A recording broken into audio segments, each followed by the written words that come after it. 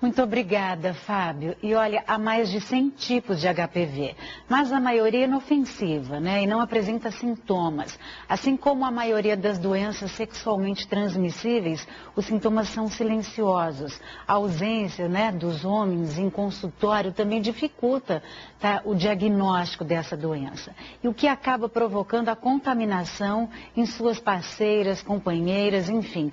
Para nos explicar quais os riscos desta contaminação, é que hoje a gente recebe aqui o médico infectologista, Dr. Alexandre Naime. Doutor, muito obrigada por estar conosco mais uma vez, seja bem-vindo, viu? Boa tarde, Fabi, um grande prazer estar aqui de novo. Bom, a gente viu, né, a doutora falando um pouco sobre os sintomas do HPV e a gente sabe que nessa época, né, depois da folia, depois do carnaval, vem a consciência pesada. E aí as pessoas, em vez de buscarem antes as informações, buscam depois. Exatamente. É uma questão bastante importante de discutir. Porque quando essa coisa de DST se tornou mais importante, com o surgimento da AIDS, o pessoal falava muito sobre grupo de risco. Aí, acho que você lembra naquela época, quem que eram os grupos de risco? Quem que estavam sujeitos a HIV, HPV e outras doenças sexuais? Eram profissionais do sexo, homossexuais, indivíduos que usavam drogas. Exato. Então o pessoal discriminava, falava, bom, esse problema é só desse tipo de... É daquele grupo. É daquele grupo. Eu estou, então, seguro, eu não estou sujeito a ter esse tipo de doença. Mas essas doenças, elas se espalharam por toda a população.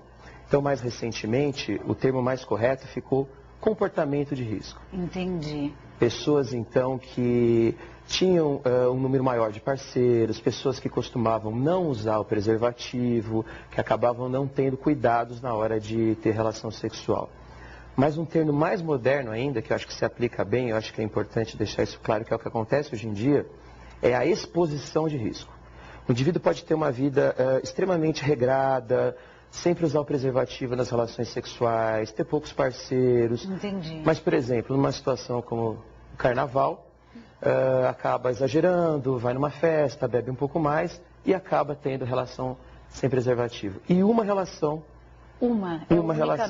capaz. Já é suficiente, então, para a aquisição do HIV, de HPV e de outras DSTs. Olha que isso é um dado muito interessante que o doutor Alexandre nos coloca agora, porque mesmo aquelas pessoas que se cuidam, né, que têm a consciência de que a prevenção está, então, em usar o preservativo, em ter comportamento saudável, numa variante dessa, ela pode ser vitimada. O que leva à conclusão que não pode haver uma quebra da vigilância. A pessoa sempre, em todas as ocasiões, deve fazer uso do preservativo, deve estar atenta aos métodos de prevenção. Com certeza.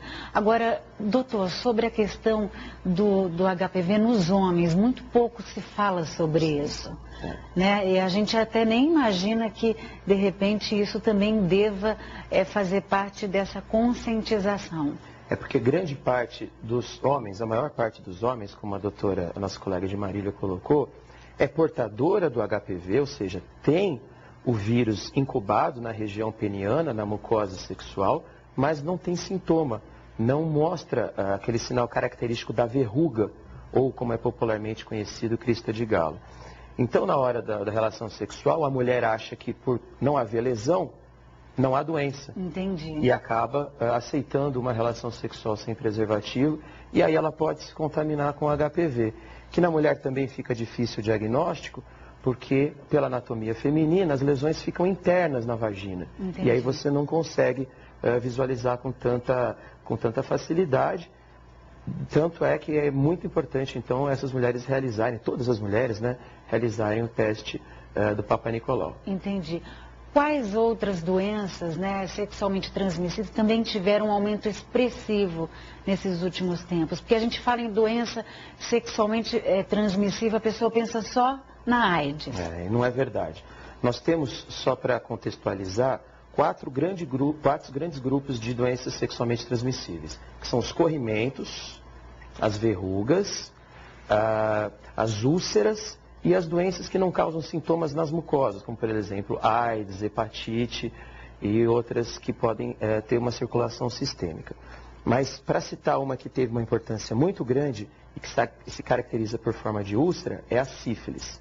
A sífilis é uma doença sexualmente transmissível muito antiga, que teve toda uma história na época do século XV, XVI e XVII, e que tinha diminuído bastante os casos por conta do advento dos antibióticos, do uso da penicilina. E atualmente a gente vê que o número de pessoas infectadas está aumentando muito. Por conta dessa falta de cuidado em usar o preservativo. Entendi. Então, uma prática simples, segura e que te protege sobre várias doenças acaba não sendo efetuada. Doutora, as formas de tratamento do HPV, por exemplo, para quem não tomou o cuidado devido, a vacina, que a gente sabe que infelizmente na rede pública, ela só é particular no momento. Por enquanto no Brasil sim, porque o Ministério da Saúde está realizando estudos de custo-efetividade, para ver se realmente vale a pena pagar para ter uma prevenção pela vacina. Deveria, né, doutor? Deveria. E aí é importante que se saiba que essa vacina ela vai ser realmente importante para mulheres que não iniciaram a vida sexual. Isso é muito importante. Tem mãe que fala, imagina que absurdo, com 9 anos eu vou vacinar minha filha para quando ela for iniciar a vida sexual, né, que fica esse tabu ainda. E não é incomum nós verificarmos que às vezes as meninas começam a vida sexual muito cedo, com 13, 12 anos, às vezes até menos. Então, para esse tipo de população, realmente a vacina é muito importante, ela vai prevenir o surgimento de câncer de colo de útero no futuro, porque esse vírus está circulando muito na população. A doutora, a colega de Marília, colocou, né, mais de 50% dos homens se mostraram portadores do HPV, mas não tem os sintomas, então a mulher não sabe e acaba se infectando. E na mulher isso é muito grande. Tem pesquisas que no Hospital Pérola Baiton de São Paulo que apontam 80% das mulheres com algum tipo de HPV. Não necessariamente o tipo que vai levar a câncer, Entendi. mas com algum tipo de HPV, ou seja, ela já se expôs.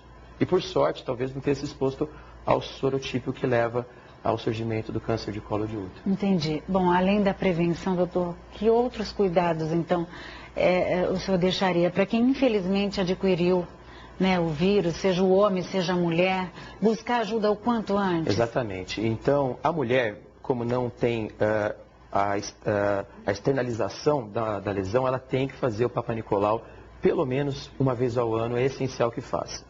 No homem, qualquer verruga, qualquer tipo de anormalidade, qualquer tipo de saliência no pênis que lhe pareça estranha, que lhe pareça incomum, que não esteja lá, deve-se procurar primeiramente a unidade básica de saúde ou então diretamente o urologista ou o dermatologista. O HPV tem cura. Isso é bom saber. Em relação a você tirar a lesão, mas o vírus fica incubado. Pode aparecer mais para frente. Existem várias formas de tratar o HPV. Mas quanto antes... Quanto antes, melhor, e é essencial que se faça. Tá ok, doutora. A gente deixou o contato da Unesp e Botucatu para quem quiser tirar outras dúvidas com o doutor Alexandre. E a gente agradece demais, mais uma vez, a sua vinda e até uma próxima, viu, doutor? Foi um prazer, Fabi. Eu é que agradeço. E olha, daqui a pouco, gente, eu converso com o músico Elton Soul, que já está prontinho, esperando lá no nosso Espaço Verde.